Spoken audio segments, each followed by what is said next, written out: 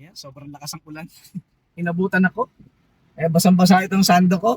Ayan, nagtanggal muna ako ng damit habang nakabukas yung aircon at patitilain ko muna itong ulan na to bago ko buksan yung gate dito sa parkingan para makabiyahe tayo papuntang Pampanga.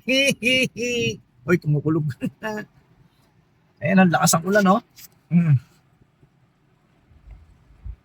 Ay, ito pala ako sa parkingan, guys. Sa parkingan pa lang ako. Hindi ko pa nailabas. Mamaya ko nailabas.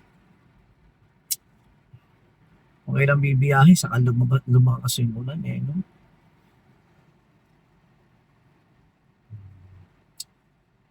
Pag tumila yan, yun na. Tumila na yun.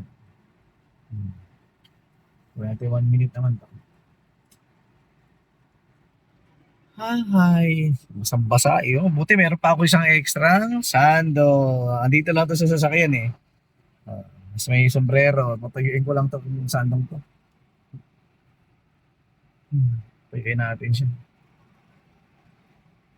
Buti may isa pa akong damit. Always ready. Sige. Bye-bye.